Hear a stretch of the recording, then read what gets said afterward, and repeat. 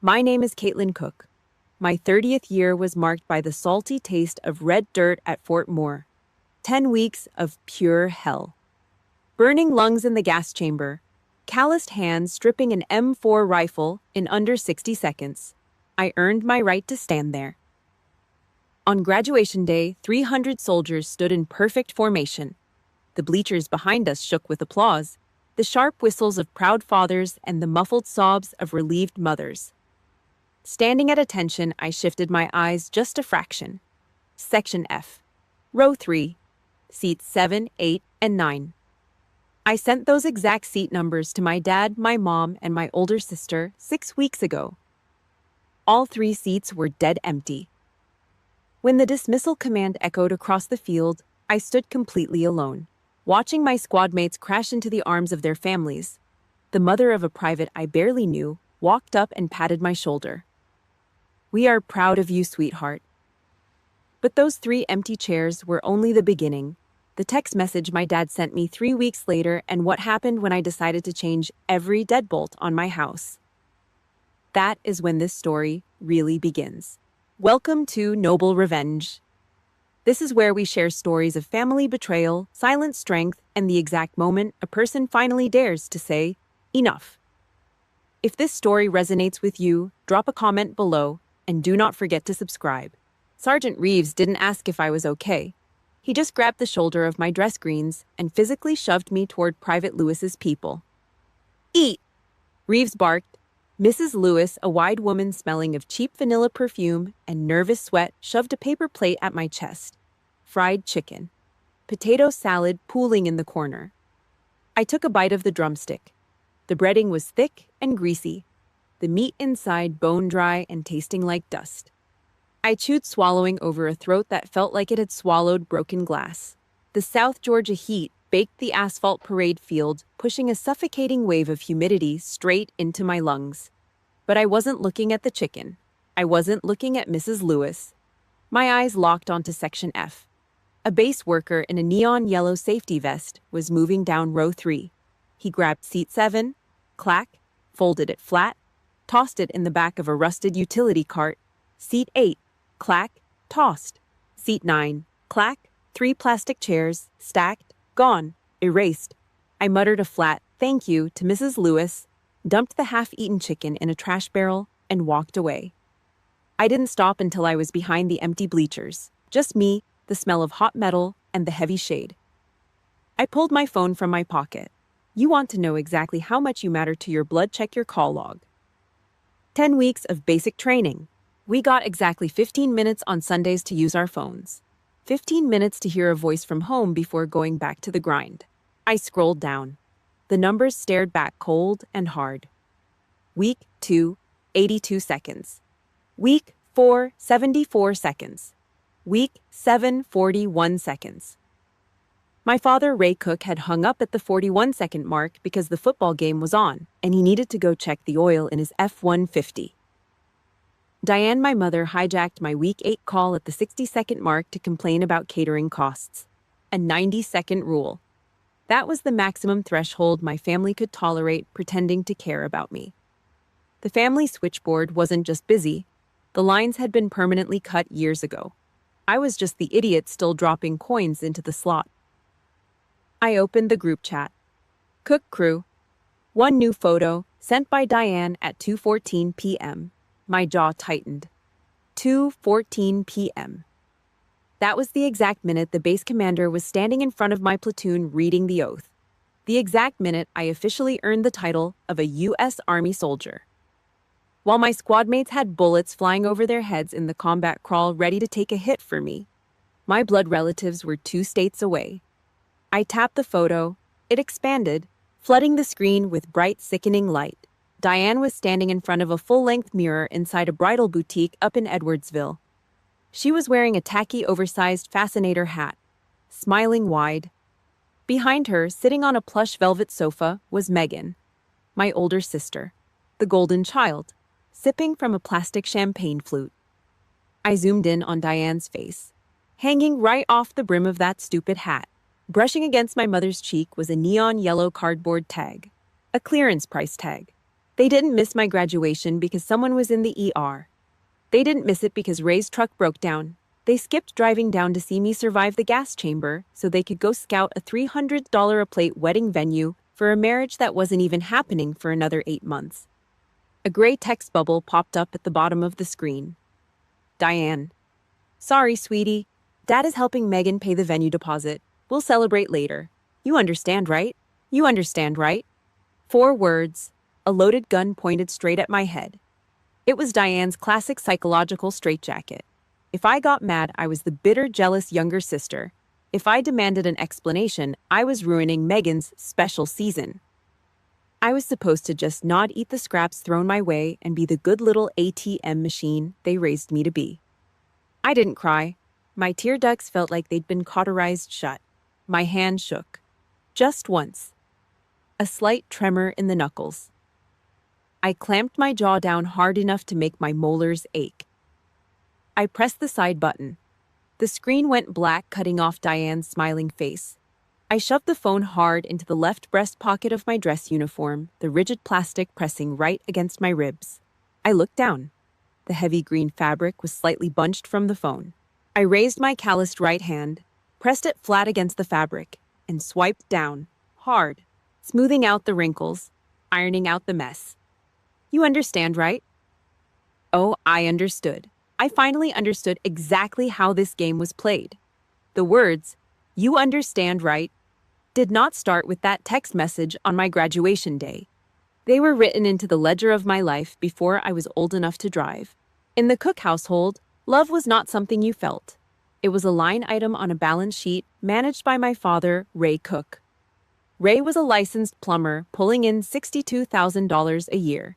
He spent his days fixing pipes for wealthy residents and his evenings making sure every cent he earned stayed under his thumb. He drove a brand new midnight black Ford F-150 with a roaring engine. The truck was immaculate. Not a speck of dust on the dashboard, not a tool out of place. My mother, Diane, had packed her voice into a box and hidden it away. She never argued. When Ray stood at the kitchen counter, pencil behind his ear, redlining the family budget, she washed the dishes with her back turned, nodding to his calculations. Ray ran our family like a military supply depot, and I was the surplus item he wanted to offload. The contrast between the golden child and the scapegoat was measured in dollar signs and grease stains. When Megan turned 16, Ray handed her an envelope containing $2,000 in cash for a down payment on a shiny sedan. She needed it, he said, for her social life. When I turned 16, Ray tossed a gray city bus pass onto the laminate table and walked out. I spent my high school years sitting on cracked vinyl seats, breathing in diesel fumes. Megan drove past me in the school parking lot, splashing puddle water onto my worn hand-me-down jeans. The fabric of my clothes always scratched my skin. Everything I wore had once belonged to Megan. Her faded sweaters, her discarded coats. When Megan decided to move into an apartment, Ray paid her security deposit and bought her a living room set from the furniture warehouse. When I told Ray I was enlisting in the United States Army, he did not look up from his meatloaf. He wiped his mouth with a paper napkin and shrugged his heavy shoulders. "You are smart," he muttered, his voice flat. "You can figure it out yourself." So I did. I went to the recruitment office alone. I learned to survive on cold field rations, to sleep on the hard dirt, and to move through the dark with 30 pounds of steel on my back. I thought that by leaving, I had broken the contract. I thought the Army uniform would protect me from the family ledger. I was wrong. The parasitic line remained open. It just went digital. After I completed my first year of active duty, the automatic supply line was established. Ray called me on a Tuesday evening, his voice dripping with synthetic urgency. He claimed his plumbing van needed a new transmission. He asked for $400 a month. A temporary loan to keep the business afloat, he said. Because I still carried the heavy sickness of the savior complex, I said yes. I opened my banking application and set up an automatic monthly draft. $400. Every single month. Plucked straight from my base pay. That money did not go into his business. It funded the lifestyle of the golden child. 3 months after the draft started, I logged into my account during a brief field break. My fingertips were frozen, coated in mud and gun oil. I watched the screen load. My emergency fund was short by $3,500. A separate wire transfer had been executed while I was training in the woods. Diane had called me crying, saying Megan had maxed out her credit cards on designer shoes and boutique dresses. Her credit score was going to ruin her chances of getting a wedding loan. They did not ask me for permission. They used the shared account access they forced me to keep from my teenage years to bail her out. I was earning hazard pay by breathing in toxic fumes and standing watch in freezing rain. Meanwhile, my older sister was spending my blood money on high-heeled shoes she would wear twice. I bought my own house near Fort Moore with zero help from my bloodline using strict military discipline. Yet I was still paying a monthly guilt tax to the people who refused to sit in my graduation chairs. If you are listening to this right now and you have ever been the child who had to grow up too fast while someone else got a free ride, you know exactly how deep this betrayal cuts. Drop a comment below with the word tax if you have ever had to pay for your family's mistakes. Your support, every single like, comment, and subscription helps me bring these dark truths into the light. The final transaction of my compliance happened on the day I closed on my small cottage. It was a modest house brick and sturdy with a gravel driveway and a quiet backyard. It was the first place that belonged entirely to me. Ray and Diane drove down for exactly 45 minutes to look at it. Ray did not look at the foundation or praise the woodwork. He just stood in the middle of my kitchen, his heavy boots leaving dust marks on my clean floors. I wanted his approval so badly that it made me weak. I reached into my pocket and pulled out a fresh, shiny brass key. A spare. For emergencies, I said, placing the cold metal directly into his rough, calloused palm. Ray did not look at me. He did not say, "Thank you." He simply turned around, walked to his Ford F-150, and hooked the brass key straight onto the metal loop of his work pants. The sharp clink of the metal echoed in the quiet afternoon. It was the sound of a lock clicking shut on my own cage. The brass key did its job. It didn't look for an emergency. It just let the parasite straight through my front door. Jake and I pulled into the gravel driveway at 6:15. The sun was going down, casting long shadows across the yard. I hit the button on the garage door opener. The heavy motorized tracks groaned slowly, lifting the metal door. My headlights swept across the concrete floor. My foot hit the brake before the car even stopped rolling. "What the hell is that?" Jake muttered, his hand freezing on the gear shift. The air rolling out of the garage didn't smell like home anymore. It smelled like stale engine oil, rust, and damp wood. Right in the dead center of my clean floor, the space where Jake usually parked, sat a massive steel toolbox. It was covered in grease smudges, dripping dark fluid onto the pristine concrete I had scrubbed just last weekend. I opened the truck door. The hinge gave a sharp click. I stepped out, my boots crunching on the loose gravel before hitting the flat concrete. White drywall dust coated the tips of my dark boots instantly. I looked up at the wall. 3 saltwater fishing rods were bolted directly into the fresh drywall. The anchors had been hammered and carelessly cracking the paint, leaving ugly white gashes across the gray surface. In the far corner, tucked next to my water heater, a dented mini fridge was crammed into the outlet. Its compressor kicked on with a loud rhythmic rattle, vibrating against the wall like an angry cicada. Ray hadn't just used the key. He had colonized the space. He treated my home like a free storage locker, a private workshop he could invade whenever he pleased, because he believed my boundaries didn't exist. It was the ultimate expression of boomer entitlement. To him, my house wasn't my property. It was just an extension of his kingdom. I stood completely still, my spine straight, my arms hanging loose at my sides. My breath came slow and even. Jake stepped up beside me, his large frame tense, scanning the damage. He didn't say anything. He knew better than to interrupt my assessment. I pulled out my phone and dialed Ray's number. The line rang 3 times. Instantly, a wall of noise blasted through the speaker. It was the roaring crowd of a football game mixed with the clinking of beer bottles. "Yeah!" Ray shouted over the noise. His voice was thick with lager. "Ray," I said. My voice was a flat line. "Why is your toolbox in my garage?" A heavy pause came over the line. I could hear him take a slow sip. He didn't sound surprised. He sounded bored. "The house is empty half the day anyway." "Caitlin," he barked, his tone dismissive. "I needed a place to keep my heavy gear while I'm working the north side of town. I only drilled a few anchors into the wall for the rods. It's no big deal. Calm down." You used the emergency key to move your shop into my house without asking, I said. Listen, girl, I don't have time for this drama right now. Ray snapped, his voice rising with that aggressive edge he used to shut Diane down for 30 years. The game is on. We'll talk about it this weekend. Don't make a federal case out of a couple of fishing poles. Click. The line went dead. He didn't wait for a response. He just tossed the phone down, completely certain his authority as a father was enough to wipe away the violation. I didn't yell. I didn't throw the phone. I just turned it around, opened the camera application, and set the flash to automatic. For the next 45 minutes, I moved through that garage like an investigator documenting a crime scene. I didn't skip a single detail.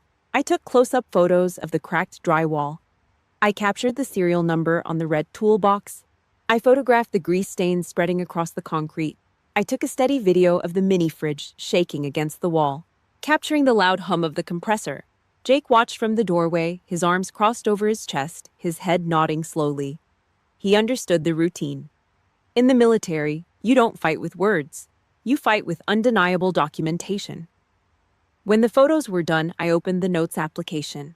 I created a new file titled Garage Inventory, Ray Cook Infraction.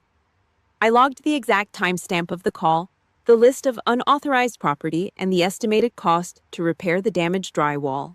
When the ledger was complete, I walked into the quiet kitchen. The house was silent, save for the faint rattle of Ray's fridge coming through the floorboards. I sat at the counter, the cool marble pressing against my forearms. I opened my mobile banking application. I bypassed the main balance screen and tapped straight into the settings menu.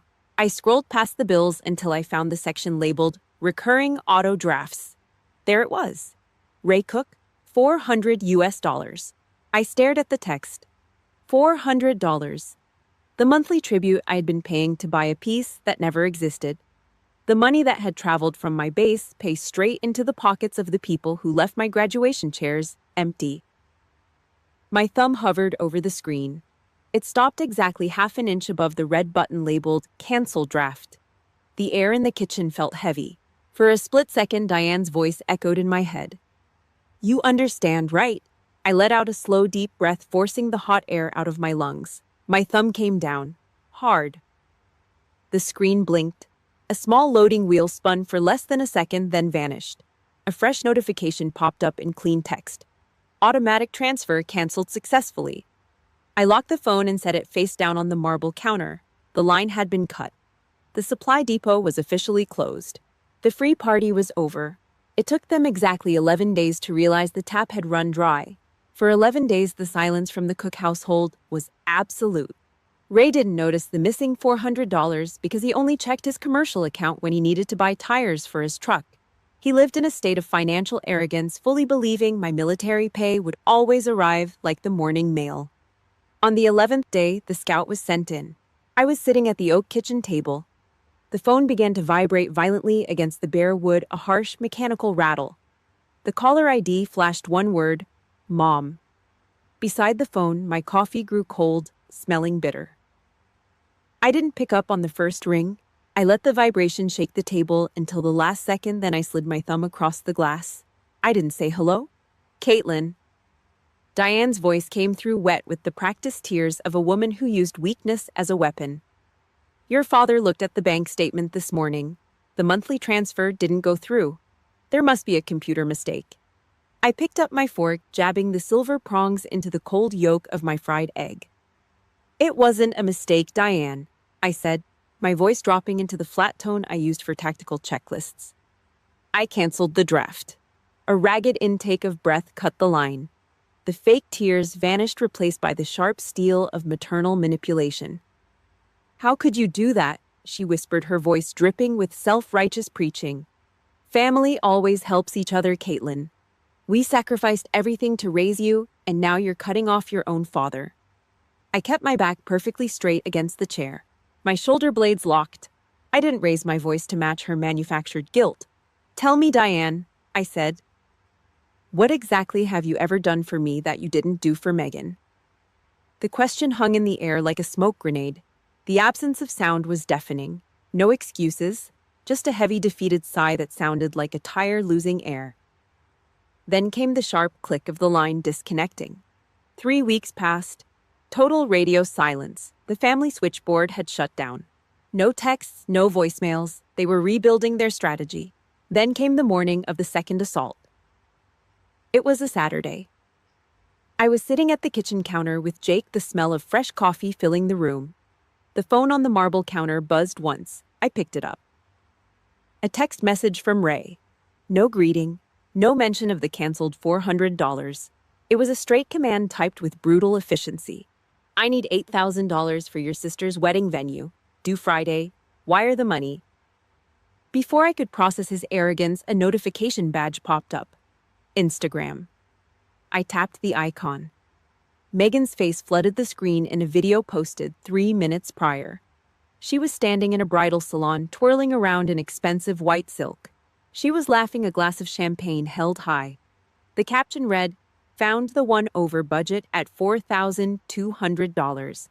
But a queen deserves the best for her special season." I looked at the video, then back to Ray's text. I need $8,000. A hot metallic taste filled the back of my mouth. My father couldn't find the gas money to drive 2 hours to see his daughter graduate from basic training. But he could spend 10 seconds typing an extortion order to force me to pay for a $4,200 dress so the golden child could play princess. I stood up so fast the bar stool screeched against the tile. I walked straight into the master bathroom and turned the lock. The room was quiet. I walked over to the shower, gripped the chrome handle, and yanked it to the left. I stepped directly into the stall. The water hit my skin like ice, but within seconds, a scalding torrent of near-boiling water slammed onto the crown of my head. I stood there, my hands pressed flat against the cold subway tile. The steam rose up, trapping me in a white, suffocating fog. For exactly 12 minutes, I let the heat burn out the noise. My mind engaged its tactical radar, running the numbers. $12,000. The sum of the auto drafts I had paid Ray over the years. $3,500. The emergency cash extracted to save Megan from her credit card disasters. 0. The exact number of family members who sat in my graduation chairs. And now, a bill for $8,000. They looked at my life, my sacrifice, and my uniform, and they didn't see a daughter. They saw an unsecured line of credit. The water began to turn lukewarm. The anger inside me didn't disappear. It cooled down into a sharp sheet of black ice. I turned off the valve. The silence was absolute. I stepped out. I didn't use a towel. I left my dark hair dripping wet, cold water soaking into the collar of my t-shirt. I walked back into the kitchen. I picked up my phone from the counter. I opened Venmo. The blue screen illuminated my face. I typed in his name, Ray Cook. His profile picture appeared instantly, a photo of him standing in front of his black Ford F-15, his arms crossed. I tapped the pay button. The cursor blinked. I typed the number 8, then 3 zeros, 8,000.00. The exact tribute the king demanded. I stared at the number for 3 seconds. My thumb hovered over the blue confirmation bar. The house was dead quiet. Then a cold smirk crept onto the corner of my mouth. I pressed the backspace key. Delete, delete, delete. Only a single digit remained on the screen. 8.00. $8. I moved my thumb to the memo line. The keyboard clicked softly as I typed 4 simple words, "Wish you the best." I tapped the pay button at the bottom of the screen. The application processed the request, a blue ring spinning. Then a sharp, clean notification popped up. You paid Ray Cook $8. I set the phone face down on the marble counter. The bullet had left the sniper barrel. 47 minutes. That was the time it took for the $8 shockwave to hit the Cook family headquarters. My phone started buzzing like a trapped hornet on the kitchen counter. It did not stop. It was a rhythmic, frantic thrumming that shook the marble. 11 missed calls, 6 text messages, each one an attempt to breach the perimeter I had just established. I picked up the phone. Uncle Frank, a man who hadn't spoken to me since I enlisted, had fired the first shot. You should be ashamed of yourself. He typed the words lacking any punctuation. Then came Aunt Gloria, her thumb heavy on the keypad. You are heartless. We thought you were the good one. Shame on you for treating your father like a stranger. They were the flying monkeys, the secondary shock troops of any narcissistic family. They didn't care about the facts. They didn't care that Ray had tried to extort $8,000 from me while I was on active duty. They only cared that the system was broken, that the ATM machine had stopped spitting out cash, and that I had embarrassed them by daring to say no. Then a notification from the group chat popped up. Frank again. Ray still has the key to your house. He's going over there right now to have a real talk with you. Just open the door and be a daughter for once. My breath hitched not in fear but in cold predatory focus. I looked at Jake. He was standing by the back door, his hand resting on the frame. I didn't need to say a word. I just tapped the phone screen to show him Frank's text. Jake's face hardened. He didn't blink. He just turned, walked into the utility closet, and dragged out his heavy-duty metal tool bag. The clatter of steel hitting the floor was the only sound in the house. For the next hour, we didn't speak. We worked like a pit crew at a racetrack. I stood by the door while Jake swapped out every single deadbolt in the house. We ripped out the old brass cylinders and hammered in industrial-grade stainless steel locks. I punched the keypad code for the garage 3 times until I cleared the old memory and set a complex 6-digit override. We were not just securing a house, we were fortifying a bunker. When the last screw was tightened, Jake wiped his forehead with the back of his hand, leaving a smear of metallic dust on his skin. "Garage check?" he asked, his voice low. I nodded. We headed into the dim, cool air of the garage. It was silent save for the hum of the mini-fridge that still rattled against the wall. I walked over to Ray's massive red steel toolbox. I kicked the base, feeling its dead weight. Jake knelt down, his tactical flashlight cutting a sharp beam through the shadows under the chest. He ran his hand along the bottom edge, feeling for the seam. He stopped, his fingers snagging on a small magnetic hidden latch. With a sharp pull, he pried open a secret compartment taped to the underside. He didn't say a word. He just stood up and held out his palm. Lying there, glinting in the pale light of the garage, was a brass key. A perfect factory-cut copy of my front door key. Ray hadn't just used the spare I gave him. He had been planning to come and go as he pleased for months. He had kept his own copy, his own secret method of entry, waiting for the day he needed to exert his power without my permission. I felt a wave of nausea hit me, but I forced it down. It was replaced by a sharp, icy clarity. This wasn't family. This was a home invasion waiting to happen.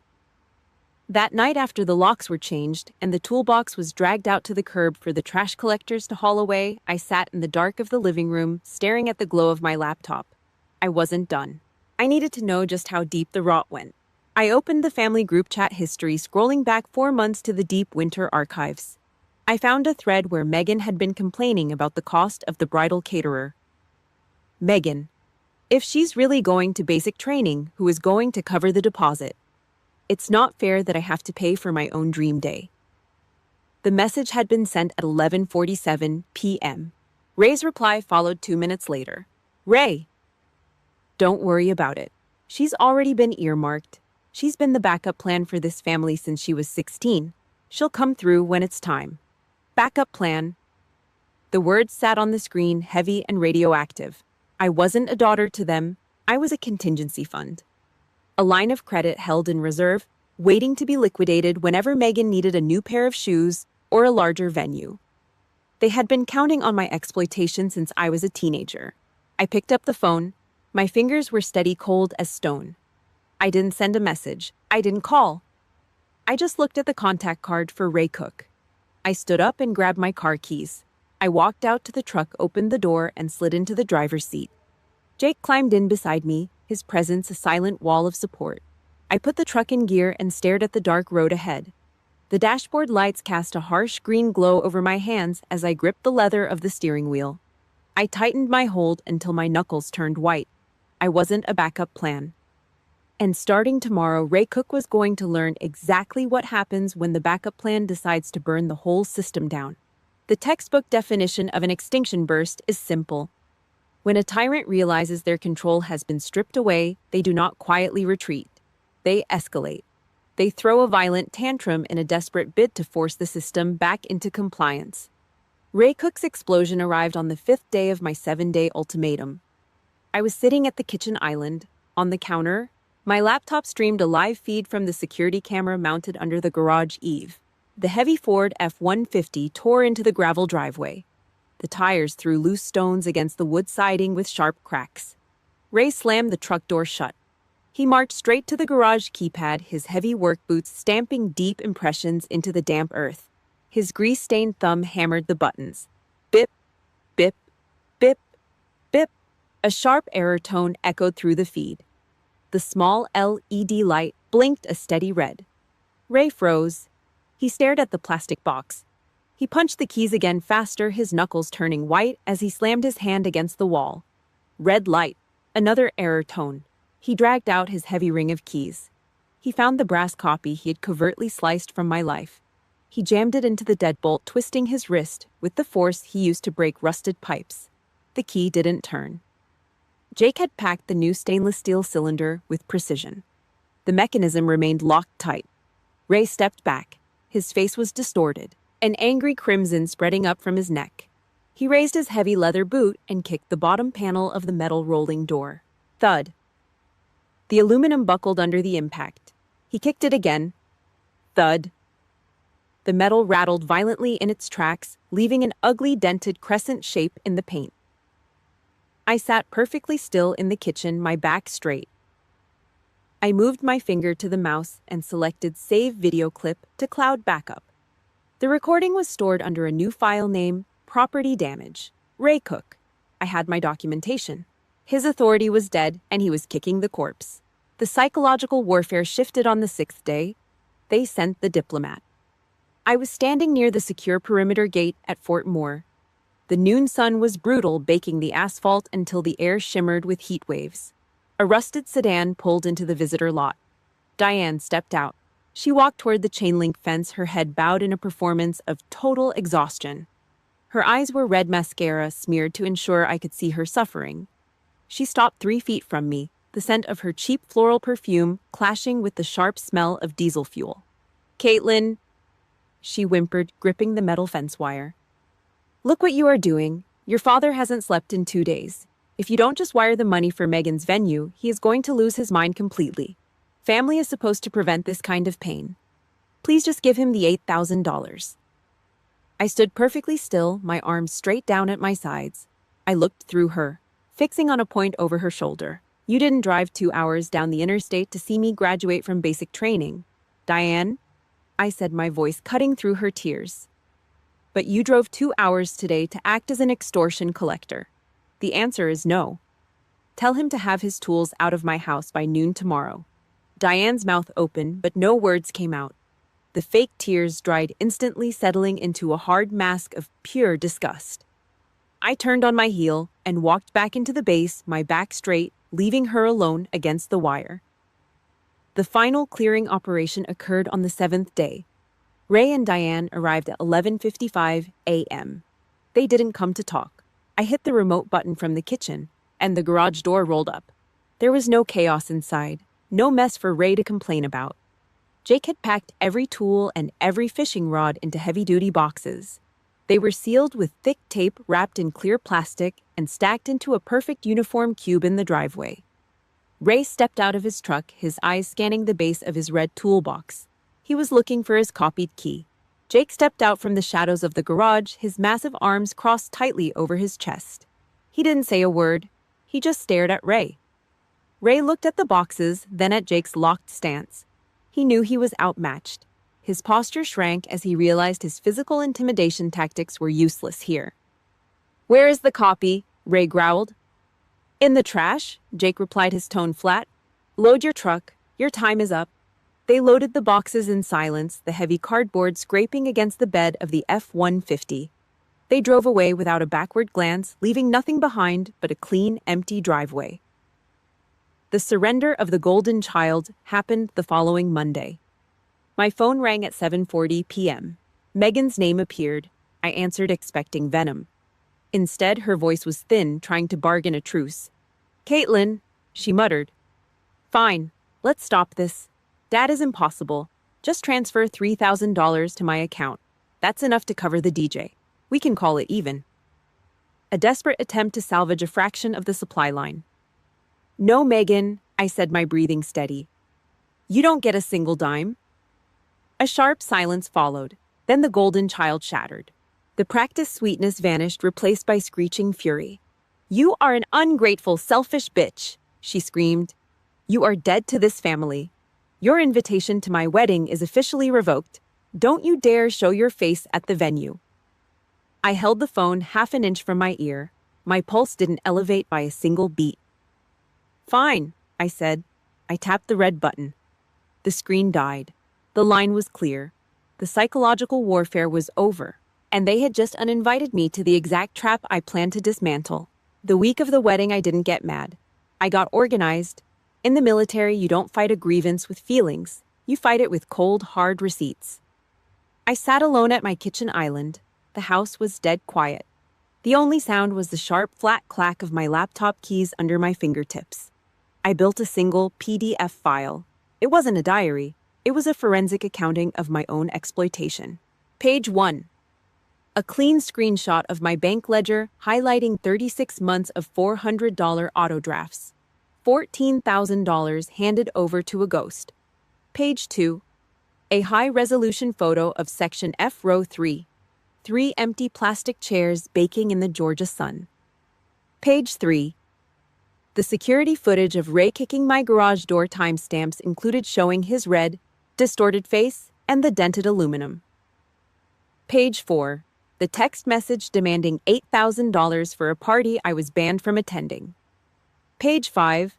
The kill shot. A blown-up screenshot of Ray's late-night text to the group chat permanently labeling me as the family's backup plan. I saved the file. cook_family_truth.pd1cf. It was an 8-megabyte bomb fully armed waiting for the right drop zone. Saturday arrived. The weather was clear and mild, the kind of perfect afternoon you pay $4,200 a dress for. I was sitting on my back porch, nursing a cold bottle of cheap beer, feeling the condensation drip down the brown glass. At 4:30, my phone buzzed against the wooden railing. It was a video message from my cousin Amy. She was sitting at table 4 inside the grand ballroom downtown. The video was shaky, recorded covertly under the table edge, but the audio was crystal clear. The heavy bass of a cheap pop song rattled the crystal glasses in the background, mixed with the clinking of heavy silverware. Ray was standing in the dead center of the room under the glare of a massive chandelier, holding a glass of expensive red wine. He was wearing a rented tuxedo that pulled tight across his slouched shoulders. He tapped his glass with a butter knife. The room quieted down. "We are missing one special person today," Ray announced. His voice was thick with fake pride, broadcasting to 100 guests. "Caitlin couldn't make it. She's currently deployed on a classified overseas mission, but she sends her love, and we are so proud of our soldier." I stared at the screen. The beer turned to ash in my mouth. A hot wave of pure disgust burned the back of my throat. He didn't just exclude me. He stole my uniform, my sweat, and my honor to build a shield for his own pathetic ego. He used the military service he ignored to cover up the fact that he was a tyrant who couldn't extort his youngest daughter anymore. He was wearing my sacrifice like a cheap suit to hide his own garbage. I didn't throw the phone. I set it down on the railing. I looked at the clock. According to the schedule Megan had bragged about for months, the cake cutting was set for exactly 8:15. That was the moment every single guest would be seated, phones in hand, waiting for the perfect picture. At exactly 8:14 p.m., I picked up my phone. I opened the Cook family group chat. 42 members, aunts, uncles, cousins, every single person sitting in that ballroom. I attached the PDF file. I didn't write a long emotional paragraph. I didn't explain myself. I just typed 3 words. For the record, I hit send. I leaned back in my chair, listening to the crickets hum in the yard. 10 miles away, I knew exactly what was happening. 42 cell phones vibrating simultaneously against white silk tablecloths. A chorus of sharp, sudden buzzing cutting straight through the DJ's bass track. People glancing down, tapping the screen, opening the file. I could picture the silence spreading outward from table 4 like a shockwave. Relatives swiping through the bank statements, seeing the empty chairs, watching Ray act like a rabid dog against my garage door, reading the words backup plan in his own handwriting, the fake pride burning to the ground in real time. 7 minutes later, my screen lit up, a frantic barrage of digital shrapnel. Aunt Gloria sent a string of question marks. Uncle Frank called twice, then went totally silent. But the real explosion came from the head table. Megan, you ruined my wedding. You are a psycho. Everyone is looking at us. Dad is losing his mind. I took a slow sip of my beer. The glass was sweating in the evening heat. I set it down, the heavy bottom clinking against the wood. I pulled up the keyboard and typed my final message to the golden child. I wasn't even there. How could I ruin it? If you are listening to this right now, and you know exactly how it feels to have your toxic family lie about you to protect their own image, I need you to stand with me. Drop a comment below with the word truth if you have ever had to expose a family secret. Your support, every comment and every subscription keeps these stories alive and reminds us we are not alone. I pressed send on Megan's text. I didn't wait to see the typing bubbles appear. I didn't care about the screams echoing in that ballroom or the chaos erupting at the head table. I held down the power button on the side of my phone. The screen prompted me to confirm. I swiped right. The glass went black, cutting off the Cook family completely. I sat in the dark, breathing in the quiet night air, leaving them to choke on the burning wreckage of their own lives. The call came in at 9:14 on Sunday morning. The caller ID displayed a local number. The voice on the other end belonged to a desk sergeant at the Collinsville Police Department. He informed me that a formal complaint had been filed. A man named Ray Cook claimed I had stolen his commercial property and locked him out of his workspace. The sergeant asked if I was at my residence. I told him I would be there in 20 minutes. I did not panic. Civilians panic when the police call. They sweat, they speed, they invent excuses before they even put the car in gear. I just picked up my keys off the counter. Jake sat in the passenger seat. We didn't speak. I kept both hands on the steering wheel, locked at the 10 and 2 positions. My posture was perfectly straight. The speed limit was 65. I drove exactly 65. I wasn't a frightened daughter rushing home to face her father. I was a soldier returning to base to deliver a tactical report. We pulled into the neighborhood. The strobe of red and blue emergency lights bounced off the aluminum siding of my house. A patrol cruiser sat idling at the end of my driveway. The heavy exhaust plumed in the cool air. 2 officers stood on my front porch. One was a broad-shouldered man with a shaved head. His name tag read Davis. The other was a younger officer named Chen, his hand resting near his heavy-duty belt. I parked the truck. I stepped out, my boots crunching loud on the gravel. Caitlin Cook, Officer Davis asked. His tone was firm. Yes, sir, I replied. My voice was flat. I unlocked the front door and pushed it open. Come inside. I didn't offer apologies. I walked straight to the kitchen island. Jake stood near the hallway, his arms crossed, a silent wall of backup. The officers stepped into the kitchen, their boots thudding against the hardwood. I reached into the bottom drawer and pulled out a thick manila folder. The paper felt rough against my fingertips. I dropped it flat on the marble counter. Mr. Cook stated you confiscated his tools and changed the locks to his property, Officer Davis said, pulling a notepad from his pocket. He claims he has a legal right to the premises. I opened the folder. Item 1. I said, sliding a crisp sheet of paper across the marble. The deed to this house. My name is the only one on the title.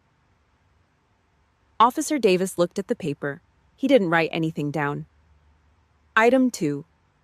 I said, sliding a printed screenshot across the counter.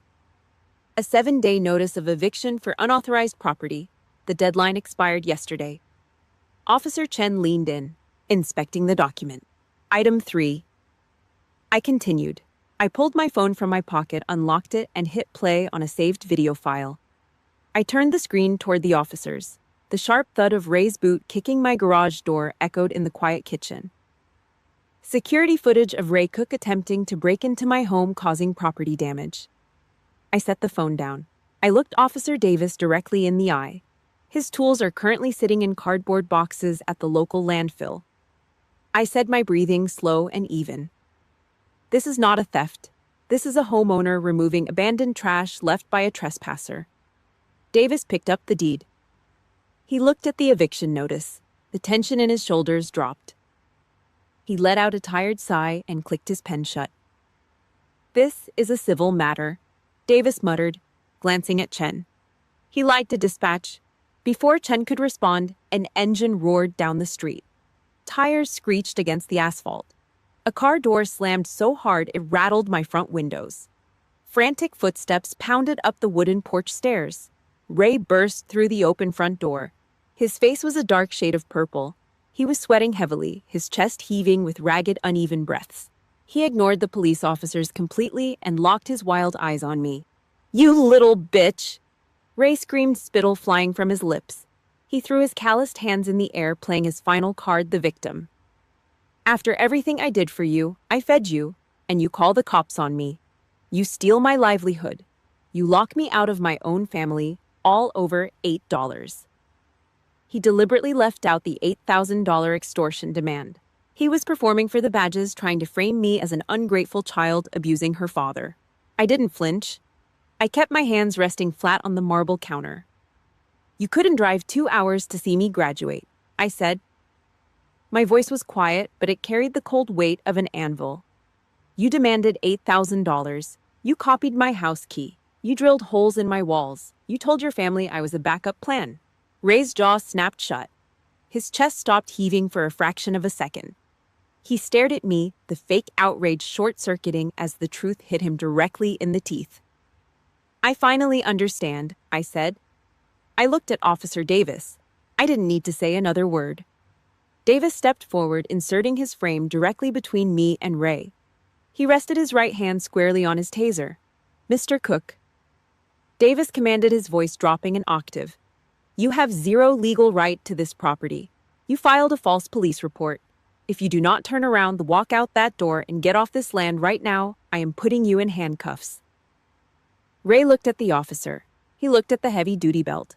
Then he looked at me. The fire in his eyes died. The tyrant vanished. What was left was an old, miserable man standing in a kitchen he didn't own. His shoulders slumped. He didn't say another word. He turned around, his boots dragging across the floor, shuffling toward the door like a defeated prisoner. The officers followed him out. The front door clicked shut. The red and blue lights faded from the garage wall. The house went dead silent. The roar of Ray's truck engine faded down the block, leaving nothing but the smell of unburned fuel hanging in the air.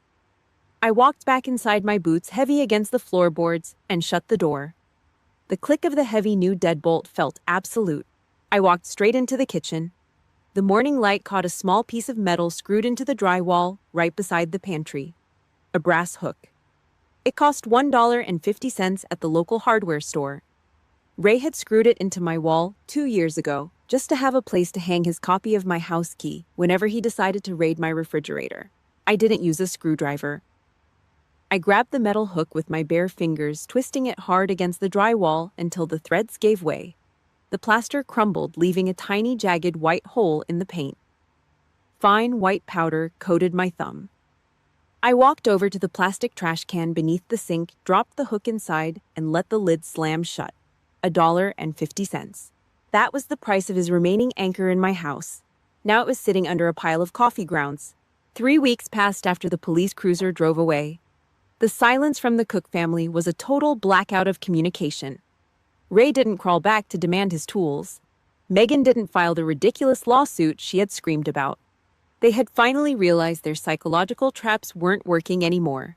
The emotional blackmail had failed. On the third Tuesday, I decided it was time to clear the remaining inventory. Jake and I dragged Ray's cardboard boxes out of the garage. Every tool, every fishing rod, every roll of industrial pipe tape he had hidden under my roof was stacked in the bed of my truck. I drove down to the local veteran outpost on the south side of town. The building was a low brick bunker smelling of floor wax and old coffee. I backed the truck up to the loading dock. 2 older men in faded ball caps walked out, their hands calloused from decades of blue-collar labor. They looked at the heavy boxes, then at the red steel toolbox. "You donating all of this?" the older one asked, his voice gravelly. "All of it," I said. "Use it for the vocational training program. It's surplus gear." We unloaded the truck in less than 10 minutes. I didn't feel a pang of regret. I didn't feel like I was throwing away family memories. I was clearing a trench. When the last box left the truck, I swept the plastic liner clean, removing every trace of his grease. My perimeter was clean. When I returned home, an envelope was sitting in my mailbox. no postage stamp. Someone had dropped it off by hand. I opened it in the kitchen.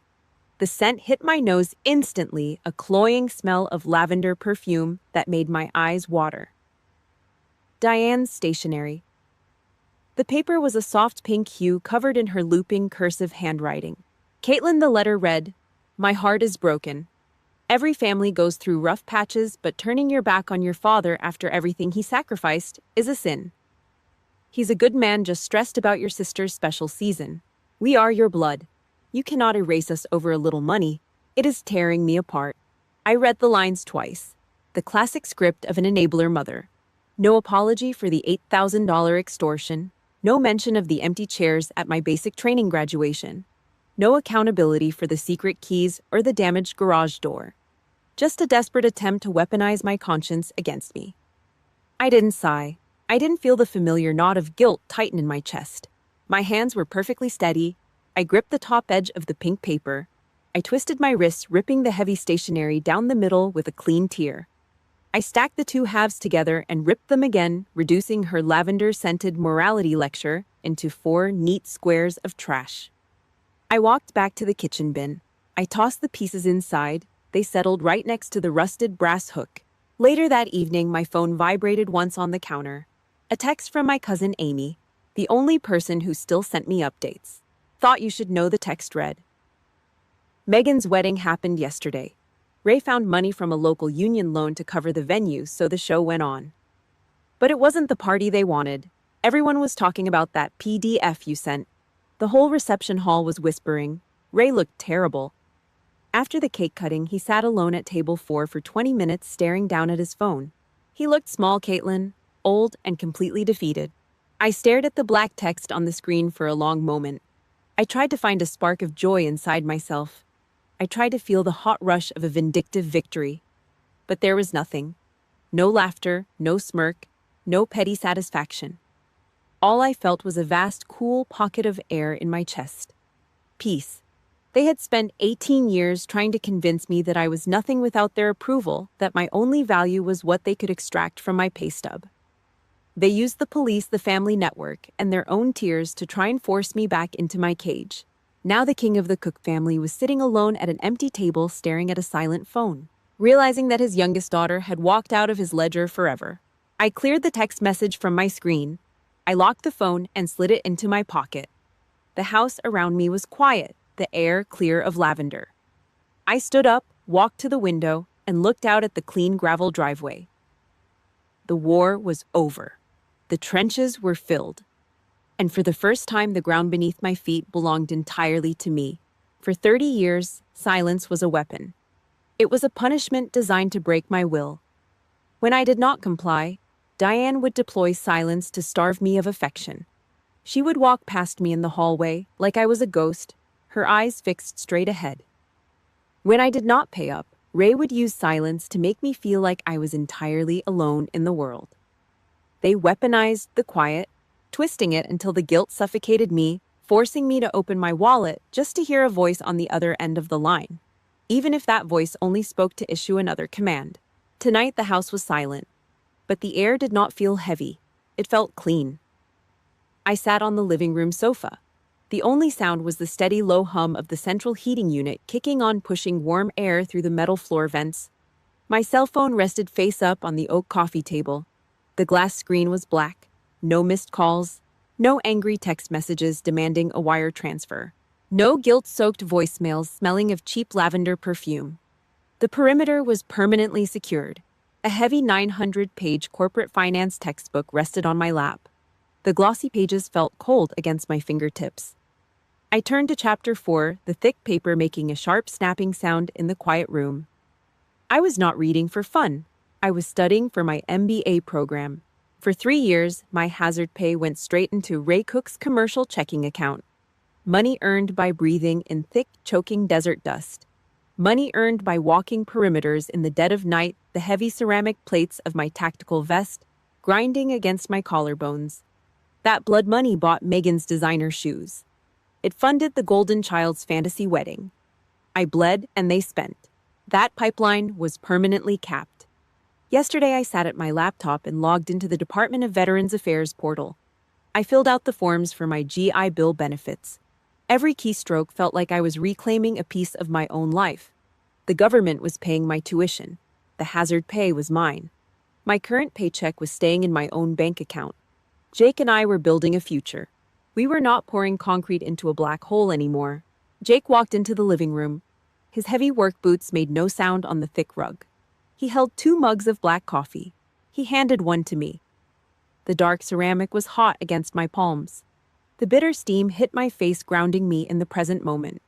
He sat down on the opposite end of the sofa, opened his laptop, and started reviewing hardware prices for his own shop. He did not ask for a piece of my soul. He did not demand a tribute, just to sit in the same room with me. I looked at him, and my mind drifted back to the red Georgia clay. I remembered the mud. I remembered the freezing rain soaking through my uniform at Fort Moore during the final week of basic training. My hands were completely numb, my rifle feeling like a block of solid ice. I remembered sitting in the dirt with 3 other recruits, our muscles shaking from total exhaustion. We passed around a single piece of cold, greasy fried chicken we'd managed to smuggle out of the mess hall. We were starving. Our boots were soaked in dirty water. But no one asked for a deposit. No one demanded a wire transfer to watch my back. That was the brutal truth the military taught me. True squad mates do not extort you. Real loyalty is not a subscription service you have to pay to maintain. Family is not biology. Biology is just a random roll of the genetic dice. Family is the person who stands in the trench with you when the artillery starts falling. Family is the group of people who share the cold chicken, who check your gear, and who never treat your sacrifice like a blank check. For a long time, the ghost haunted me. If you do not give them the money, you are a terrible daughter. You are selfish. You are breaking the family apart. I let out a long, slow breath. I pushed the air all the way out of my lungs, expelling the last toxic trace of Ray and Diane Cook from my system. Cutting off the supply line to ungrateful, abusive blood relatives is not an act of cruelty. It is not a failure of duty. It is a tactical retreat. It is absolute self-defense. Your peace of mind is the ultimate mission. It always overrides the financial comfort of the parasite feeding on your back. There is no honor in setting yourself on fire just to keep your abusers warm. The cycle of the Cook family was broken. I survived the extortion. I survived the gaslighting. I survived the guilt trips and the false police reports. I built a fortress they could never breach again. I closed the heavy textbook. The thick cover slammed shut with a definitive hollow thud. I picked up my coffee mug, taking a slow sip of the dark liquid. My spine was straight. My mind was clear. Welcome to the safe zone. If this story resonated with you, do not let it end here. Someone out there is still trapped in the guilt. Someone is still paying a debt they do not owe. Please share this with the person who needs to hear it. Subscribe to the channel, leave a comment to let me know you are standing your ground, and I will see you in the next video.